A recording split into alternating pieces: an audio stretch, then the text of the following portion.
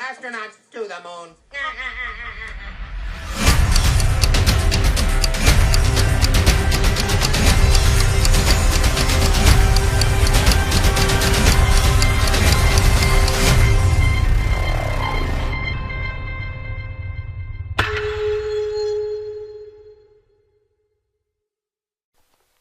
What's going on, everyone? It's Jeranism, back again for another video.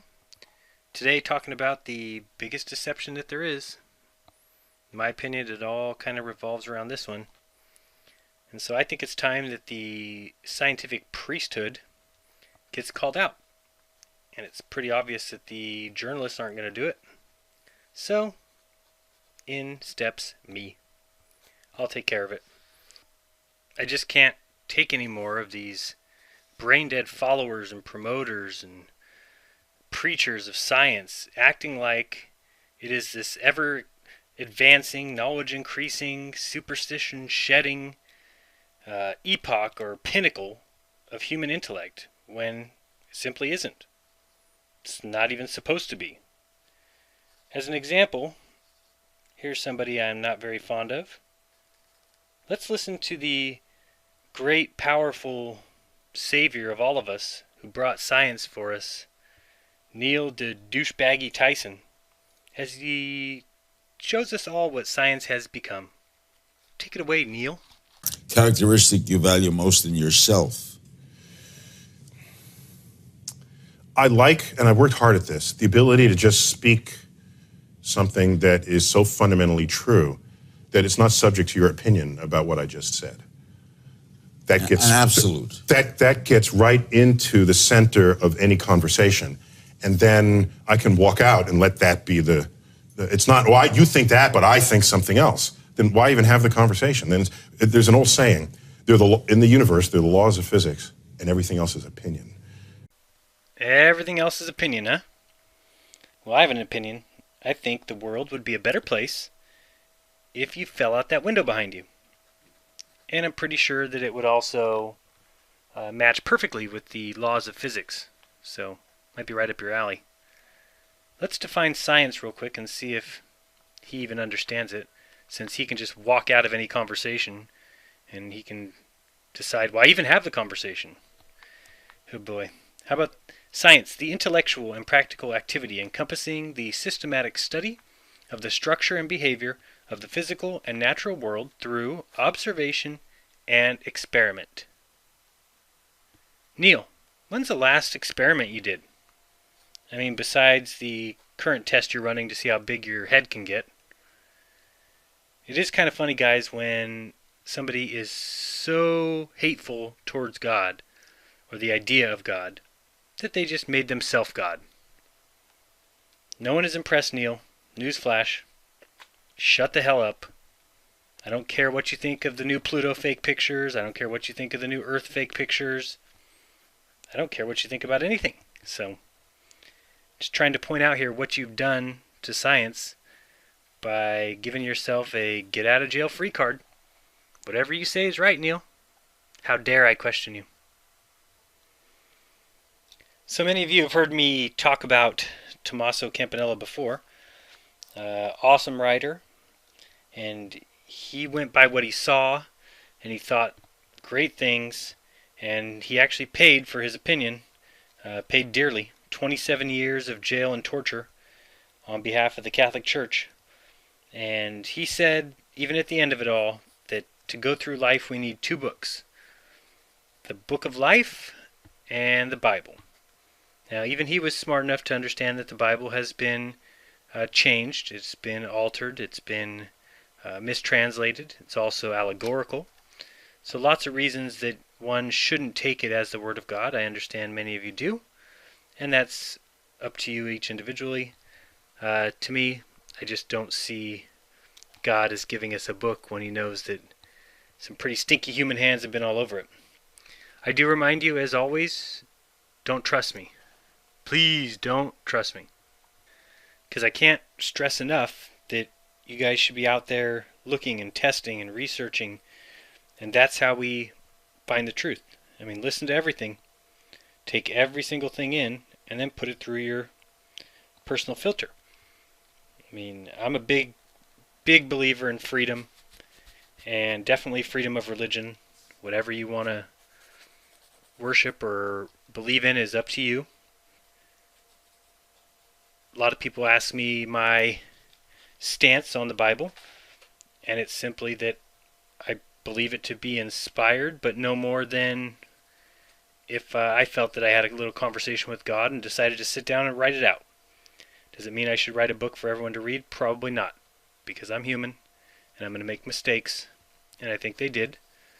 And I think that the God that they describe is not the God that is the creator. I think they made mistakes, and I believe they had a tendency to give God very human qualities that I myself don't apply to the creator of this world. And so, just a reminder, and again, these are my words, my thoughts, and I'm willing to deal with the outcome of my beliefs. And so that's why I speak out. I mean, human thought always grows, and it builds upon its past. And the idea of a scientific revolution, or whatever they want to call what happened between the 1600s and 1700s, is wrong. It's not a scientific revolution at all. It is in no way scientific. People that everyone talks about, Galileo and Newton, Copernicus, and all these others, they in no way were scientific. Copernicus and Galileo had no proof of what they were talking about. Newton had a thought experiment. No proof. And more than half the population at that time was illiterate. So this was more a change in the way of humanity, or a change in the way that humanity saw itself. So of course it wasn't a scientific revolution. It was just their four go-to guys who allowed them to bring about this paradigm shift. It was basically the opportunity that those who hate this world had waited for. So now NASA controls the Earth and the minds of the majority of people by promoting the Big Bang Theory and the Copernican myth. I mean, science is based 100% on the religion of evolution. And they can manipulate the media, as they do daily, with their stupid dumb pictures and their dumb discoveries, and through the indoctrination of kids, from kindergarten all the way up through graduate level college. It is sad, but it is true. So, listen to everything you can, listen to everyone you can, read everything you can, and put it all through your filter. And the only person you should be able to trust is yourself. You can choose that way, or you can choose to trust others. All I'll tell you is choose very carefully. Choose wisely. You can pick the side that is furious that any of us are doing any kind of testing or questioning their dogma, choosing evolution and the vastness of space, the Big Bang Theory, and believing that this is a photo of Pluto that is 3 billion miles away.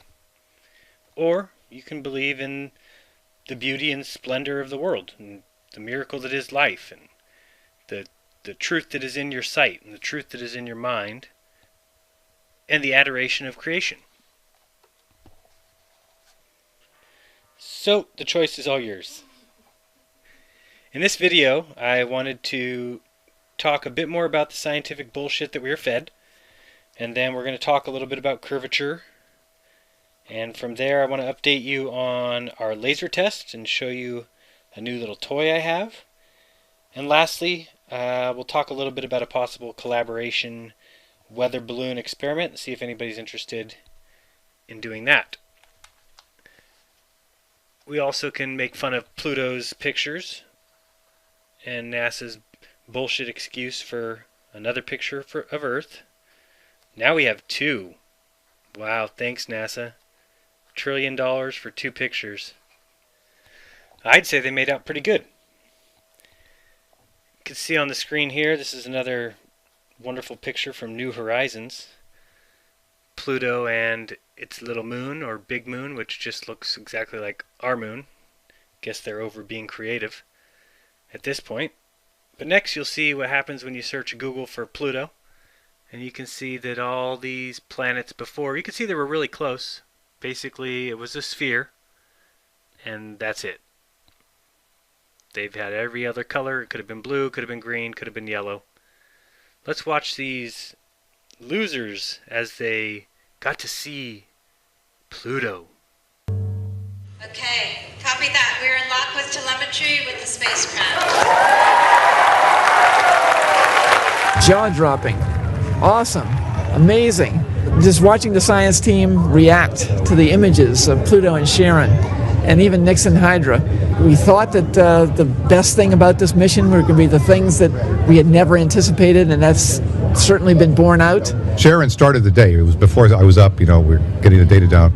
That first image basically caught my breath, and then the next thing to come down was Hydra, which was neat, but of course it's a little bit, it's a speck. But then the Pluto images are down, and it exceeds all expectations and imaginings. We could easily have said, here's some craters, or here's a flat plane. But it's like everything is in different places, and it looks like it's a much more dynamic system. I was just talking to somebody who wanted to know whether we were kids in a candy store, and I said, that's not right. We're not children. We're like inmates in the asylum. It's bedlam.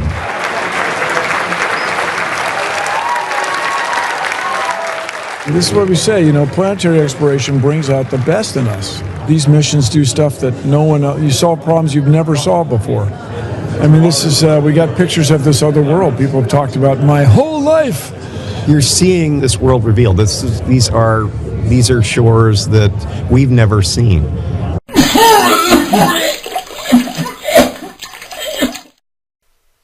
Oh, I'm sorry, guys. I'll be on in a minute. You could watch some hilarity about Pluto.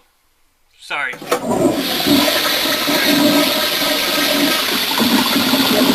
Hi, what's your name and where are you from? Roberta, and I'm from Mexico, Monterrey. Roberta, did you watch the live stream of the first American landing on Pluto this morning? Yeah.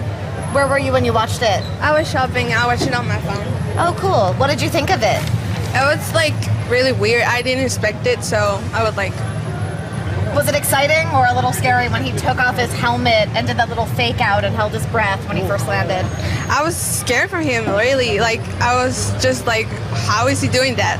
Did you ever notice how many really stupid people you run into during the day? American landed on Pluto this morning. Right. What went through your mind when you saw the American flag planted on Pluto soil?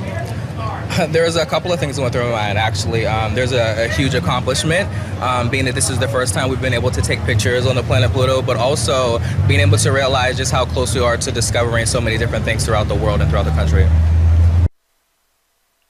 Throughout the world and throughout the country. Countries are small, the world's a little bit bigger, Pluto's way out yonder, and the New Horizons spacecraft is somewhere in Russia in a little warehouse. Were you surprised by how tropical Pluto was in that footage? Like how lush and green parts of the planet were on the equatorial region? Yeah, I really didn't expect that to be like that, so it was really surprising. Tell me about the beaches, about the palm trees.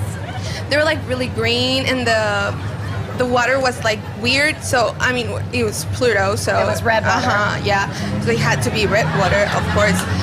But it was I don't know, I just wanted to go with him, and What do you think about Major Tom bringing his dog along for the ride, his trusty companion? I think it's sweet, for some companionship is always good, so I think it was really sweet. Even though he had to ultimately slaughter and consume the dog? Yeah, I think that was a little bit intense, but things happen, so... Sometimes you gotta eat your dog. Yeah, that's right. As you know, this morning the first American landed on Pluto. What was going through your mind when you saw him plant the American flag on the No, he didn't land on Pluto. Why not? Because Pluto is over 1 billion miles away, and that damn, piano-shaped aircraft, it's like 76,000 miles away from Pluto, so ain't no man landing on Pluto, but they got so many ashes on that spacecraft going around Pluto, he never landed. You're the smartest person I've spoken to today. In a weird way. Can you not be proud of humanity today? That brings us to the comment of the week. Yes, this week the honors go to Super Sweet Joe, who said, someone help me out here. How would anything be able to move at all without gravity? I mean, we need gravity, right? Gravity? What would we do without it? Now let's watch a science celebration. 9, 8, 7, 6, 5, 4, 3, 2, 1.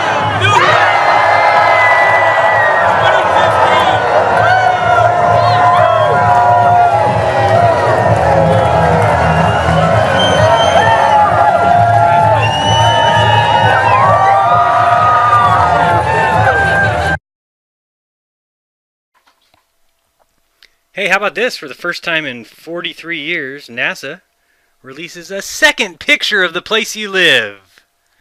Thanks, NASA. You guys are awesome. I want to be just like you and do absolutely nothing and put out crap CGI images and have everyone love me. Wouldn't that be fantastic? I don't know about you guys, but I expected photography to come a lot further along in 43 years. This looks like about the same exact quality. I still don't see a pear shape or a oblate spheroid. Somebody needs to tell NASA they're mucking up their second image ever. Yep, and here's another picture of the Earth. Yeah, I'm not kidding. They actually say this is a picture. No, I swear. No, I swear. They really say that's real. So I thought I'd give it a little Carl Sagan impression.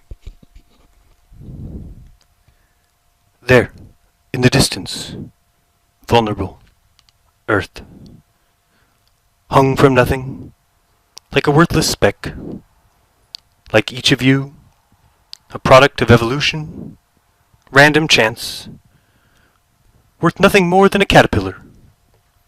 You live, you die, meaningless, tiny, nothing. The great little speck is your home. Your worthless, pathetic home. And now, these people suck.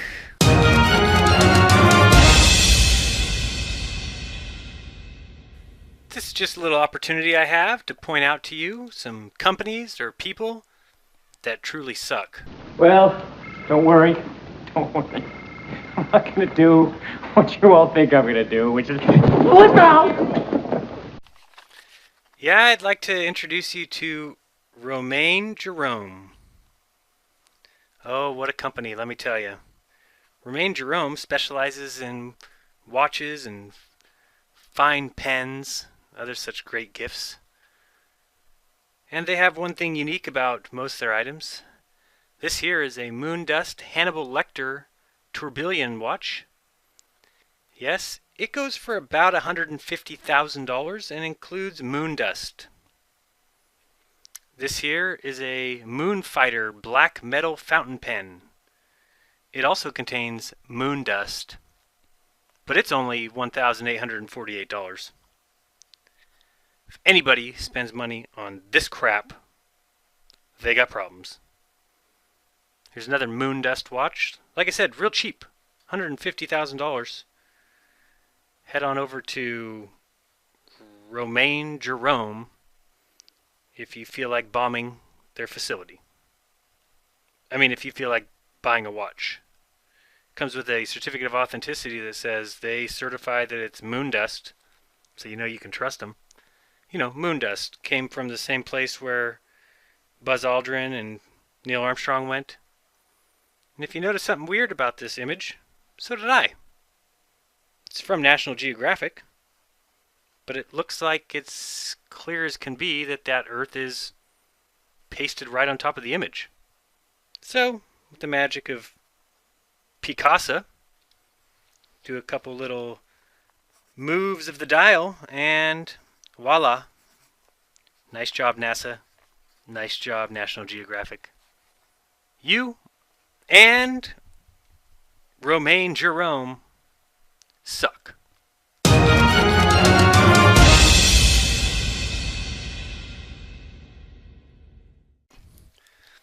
I also wanted to throw a little history in. So I'm sure you guys will all be able to recognize who this is. Right?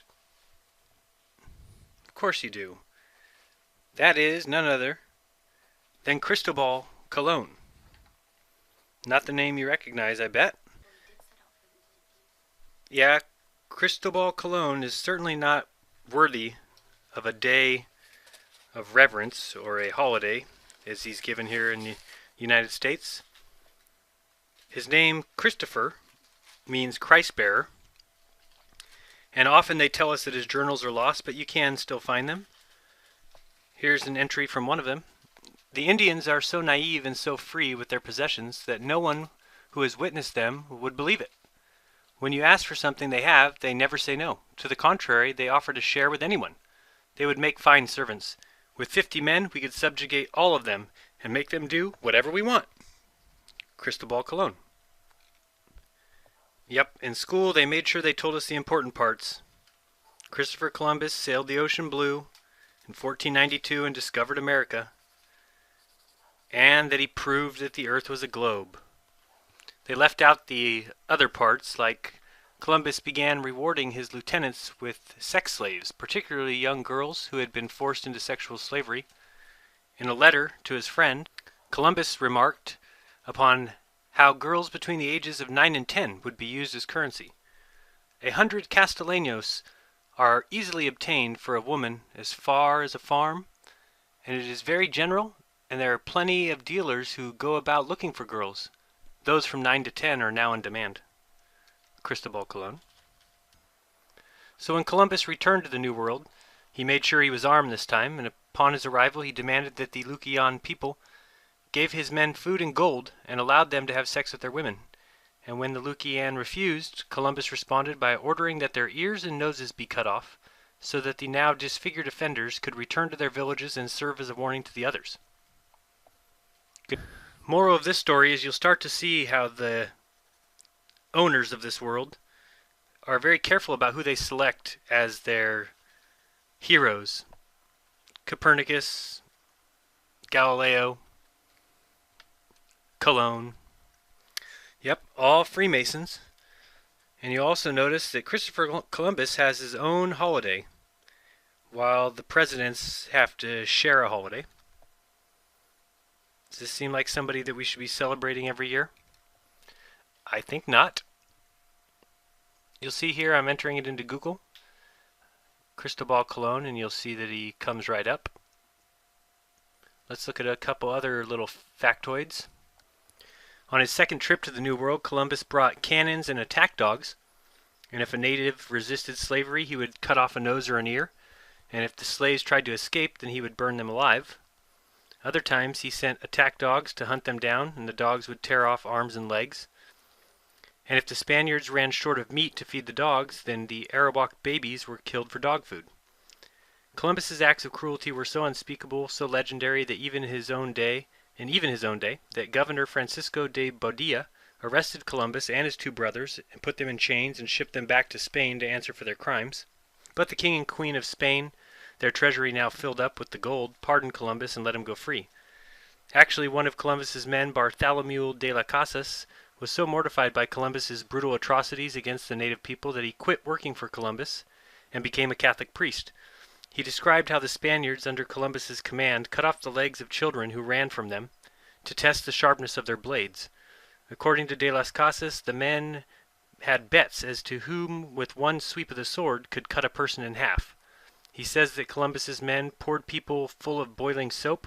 In a single day, de las Casas was an eyewitness as the Spanish soldiers dismembered, beheaded, and raped 3,000 native people. Such inhumanities and barbarism were committed in my sight as no age can parallel, de las Casas wrote. My eyes have now seen these acts so foreign to human nature that now I tremble as I write. So, personally, I'm boycotting Columbus Day, and I hope you join me. While we're here, I wanted to do something I've asked you guys to do many times, just so you can see how much fun and joy it is. Let's head up to the menu at Huffington Post and select Science.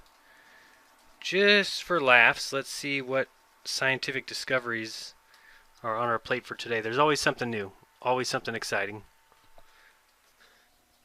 And here we got to read about Earth's cousin. Yes, they found Earth 2.0. And according to NASA, they are located just a short 1,400 light years away from us. So if you ever wanted to figure out how long it would take to get to your cousin's house, you can do the math pretty quickly. I took it at 500 miles per hour, is how fast our little spaceship flies. And that tells us that we can travel in one day about 12,000 miles. So if we traveled nonstop every day, every year, it would only take us 1.9 billion years to get there. You're free to believe that if you want. I, for one, tend to lean towards reality, so I probably won't believe it. But now let's see about this four-legged snake fossil. This is a photograph of a beautiful little fossil from the Cretaceous of Brazil. So it's about 110 million years old. It's very special because it's a snake.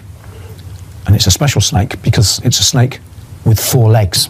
Its head is just here, and here's the few neck vertebrae, and just here is a little forelimb. And then the body comes round here, all the way down here. Just here are the remains of its last meal.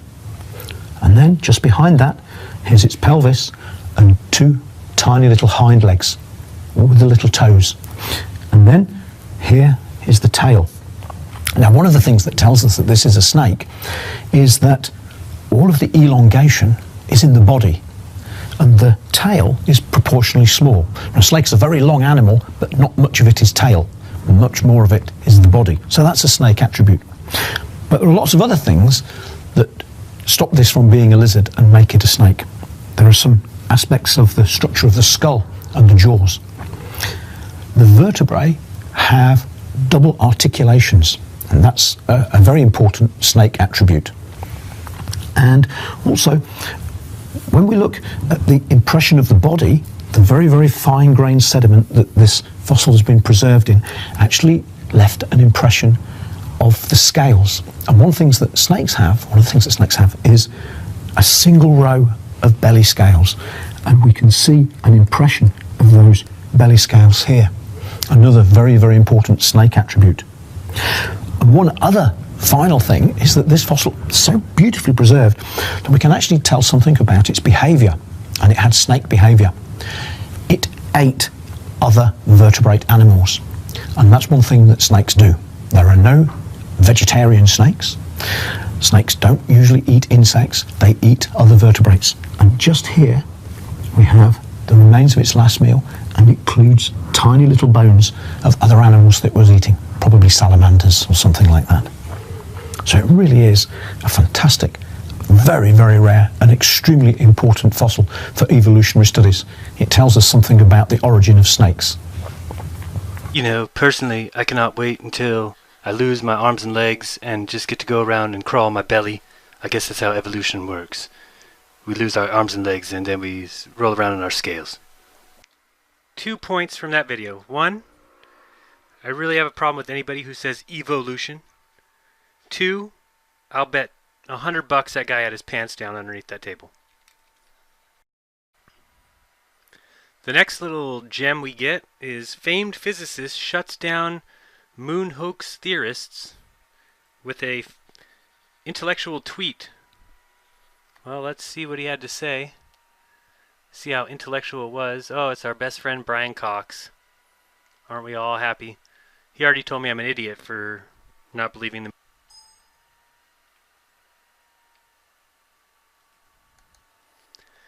So let's see what kind of great tweet he sent. Brian Cox said, "I've said it before and I'll say it again. If you don't think Apollo 11 landed on moon, you are a colossal knob end and should get a new brain." How scientific is that? Also, by the way, just for those of you keeping score at home, he spelled knob, N-O-B, just for those of you who look up to scientists. And again, I'll say it again. If you don't think Apollo 11 landed on moon, you are a colossal knob end and should get a new brain.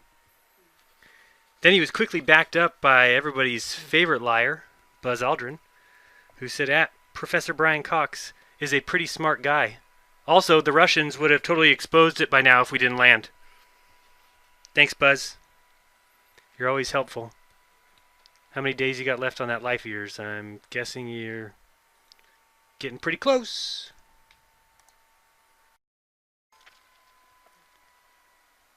You know, now that I think about it, so wait. So if you don't think we went... I think we did go. I don't want to be a knob end. Never mind, guys. We did go to the moon. Apollo 11, 12. 13 didn't quite make it. They had a little accident. Came back. 14, 15, 16, and 17 all went to the moon. There's great footage on nasa.gov.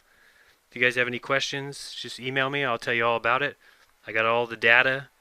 NASA accidentally lost some of the video footage, so I can't help you with that. But, they're honest, so we can totally forgive them for that, right? And whatever you do, don't be a knobhead. Spelled N-O-B. So, now moving on to the Earth's curvature and proving it flat or spherical, one way or the other. One of the strange things that we've noticed lately, and a few people have emailed me, they noticed it as well, is that the water always rises up in the ocean from your feet to your eye level. And this is something that could only take place on a flat plane.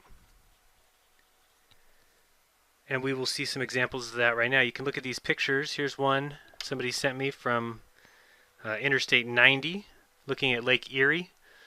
And that is pretty eerie. You'll see that water looms high over the freeway there. Actually looks like it's going to splash on top of you.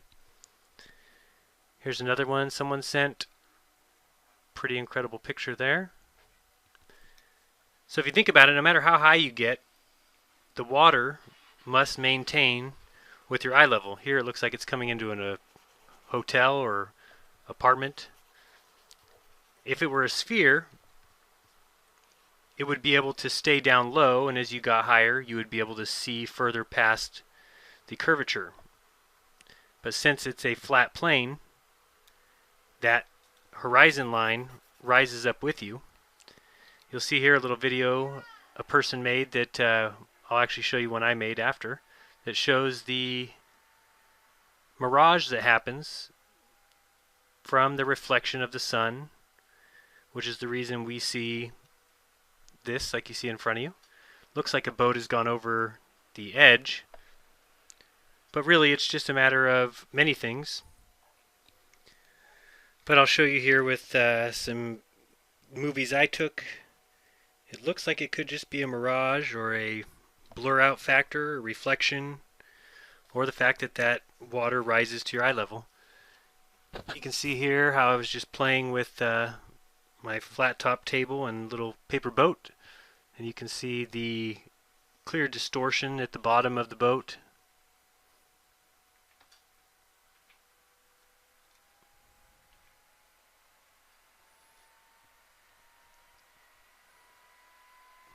And remember, this is obviously a much shorter distance, and also the table is not rising to my eye height, and there's no sun beating directly down on my table. But you can see here that actually by zooming in we can actually see more and more of this boat, and you'll see this line here is where it diffuses and breaks up. So that's really what you see with the water. When you look very carefully after you zoom in, you'll usually see a real, looks like there's a bunch of high waves. It's just a distorted, choppy mirage, a Fata Morgana, or something like that. See, this next one shows a good view of it.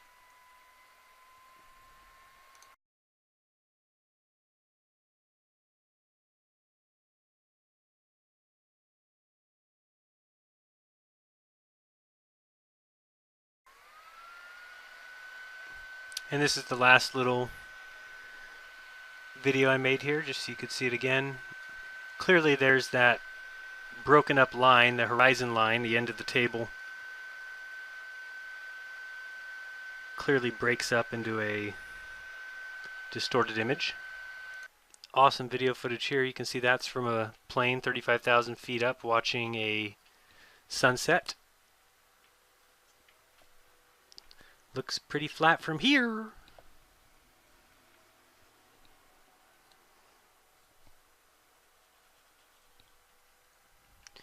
So if any of you have ever seen that, the ocean appearing to rise up almost in a scary way, email me. Send me a picture. I would love to see it. When we go to the beach this evening, hopefully we get to see something like that, and we'll take a nice picture for you or video. Last time, my wife and I were too scared to take any videos. We had never seen it look like that before. You see, this could not be any flatter. That is a pretty unbelievable video right there. Next, we're going to be looking at Dondra Lighthouse. This view is actually from the top of it. It actually takes a 360-degree turn. You can actually see all of it. And then we'll go to Wikipedia and I'll show you that Dondra Lighthouse is 150 feet tall. I also found out that it is about 20 feet above sea level. So at 170 feet, many reports, including Wikipedia, say that the range of that lighthouse is 32 miles. At 32 miles, the curvature of the Earth would block anything lower than 420 feet. So how are we seeing a 170-foot lighthouse? Well, because the Earth is not a ball.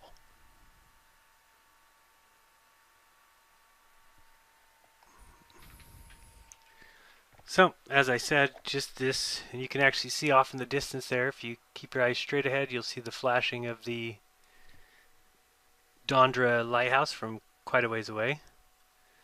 This is a little Earth curve calculator. I'll put it in the description for you. You'll see under eye height I'm putting 40 feet, which is quite a large boat. Target distance 32 miles. And the curvature comes out to 397 feet. And remember, the Dondra Lighthouse is 151 feet plus 20 miles. I'm sorry, plus 20 feet of elevation. So no reason that should be seen. Here's some more video footage of the flat ocean. So first thing you'll see here is a picture of the eclipse. So there's the Earth. You've got the sun on the right and the moon on the left. And if you think about it, and this might take a little bit of mental exercise, but I drew 3 people on the dark side of the Earth. And remember, when we have this eclipse, that both the sun and the moon are above the horizon, or thereabouts. How would the people on the dark side of the Earth be able to see the sun? You see, they can see the moon. They're on the dark side of the Earth looking up. But the sun would be on the bright side of the Earth. How can we see through the ball? We cannot. Therefore, Earth is not a globe. You'll see in this picture here, let's look first at letter A, and you'll see that the tilt of the Earth is pointed directly at the letter A, which we'll call the North Star. So remember that no matter what we do, all the time that pole is faced at letter A. So now start the journey around the sun. We can go towards letter B. You'll see we travel a total of 289 miles. That's just in 6 months. And after that, somehow, our pole, or our axis, is still pointed at letter A. Of course, that's impossible to draw because it's impossible in real life. Now you'll notice we can finish off the rotation, or finish off the orbit. And you can see we go a total of 578 million miles in 1 year. Again, impossible to imagine that we end up in the same spot. If you think of us just traveling in an orbit, you would say, oh, well, that makes sense. We clearly would go back to where we started, so it would make sense that our pole faces the same star again. But The problem with that is, of course, that during that time, while we're traveling a year orbit around the sun, we've also traveled 4 billion miles as we've journeyed with the sun while it's gone around the Milky Way. So there would be no way to ever keep the same sight with the stars that we see above our head. Okay, now you'll see I added a letter D, and you'll notice I colored the dark side of the Earth black. Now as we go through our orbit of the sun, you'll see we end up over at E, but now you'll notice that our dark side of the Earth is facing the sun. So how does that work? Well, nobody knows. See, by taking a 24-hour rotation around our axis and taking exactly half a year to get to the other side of the sun, when is it that our Earth decided to turn around so that now our sun-facing side is facing the sun as it was on the other side of the Earth? Well, it doesn't work because the Earth is not a globe. As we continue to finish off that orbit, you'll also see the little guy in yellow circled on his head. Letter D, I guess, shows him. You'll see above his head with the yellow lines up near A and down at the bottom of the screen. How do you see those same sets of stars on the other side of the Earth? Doesn't make sense. Doesn't work. Now this picture, same thing. It's a little easier to tell. You see the point in the sky. Usually you take a planet or a wandering star, and then you take the Earth on its two furthest places away from the sun, say January and July. And by looking at that and fixing a point in the background or a fixed star, you see a clear difference. However, we don't see a difference because we don't travel around the sun. Simple, huh? So folks, it's time we teach the controversy. Get it out there. Tell a friend. Tell a buddy. Don't tell your boss because you'll probably get fired. But something is clearly afoot. It looks like it's pretty simple to see what's going on. And this is something that's been in the works for a long, long time. And the proof just keeps on coming. Will they ever admit it? Who knows? Luckily, we're going to be doing some tests. Hopefully tomorrow we will, if the weather is better than it is today. And we've got an opening. We're going to head on over to the beach. We have given up on the laser because we have something new and something that will be much better for our goal. And I'm going to show you that in a minute. First, I want to show you where we're actually shooting from so you can see what we're doing. And it's just a little 8-mile jaunt from Monterey to Marina. And it's 8 miles exactly, and you can test that. I'll actually give you the coordinates so you can test on that. And we've actually been out there before and actually already proven that it is able to be seen from 8 miles. But it was too dark to actually get any video footage. It was nighttime, so we're going to try and go out a little earlier tomorrow and actually get some good video footage. Good thing is that I'll bring up the calculator here in a second. The good thing is, being that we are measuring 8 miles with the camera at 6 feet on the camera side in Monterey, I'm actually going to be anywhere under 16 feet would not be able to be seen by the curvature of the Earth. So I can stand anywhere near the water, shine my light. If the camera sees me anywhere near the water, that's going to prove that there is no curvature in 8 feet. And then we move on to bigger and better things.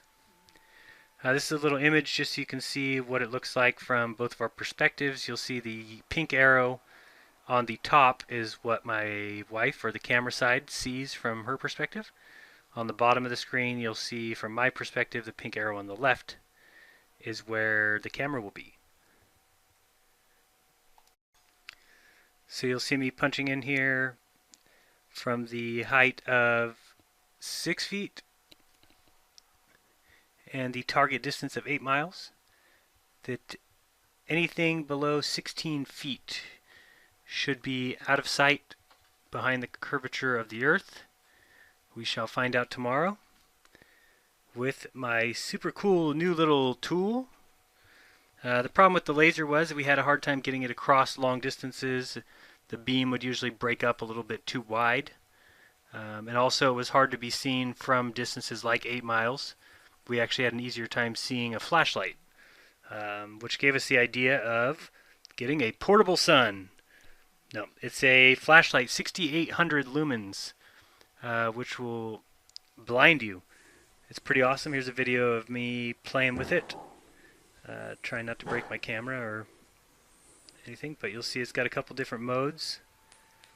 I'll turn it on here on light on low.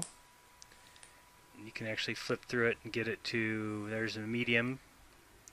You'll see this is actually daytime in my house. You see the light outside, so that's a pretty strong light to be showing like that in the living room during the daytime. Now we're going to pop it onto high. You'll see high lights up the whole room. Kind of show you around here just so you can see how easy it is to see. Lights up the whole kitchen. And there is actually a superpower mode which turns it on the 6,800 lumens, which I flip on here in a second.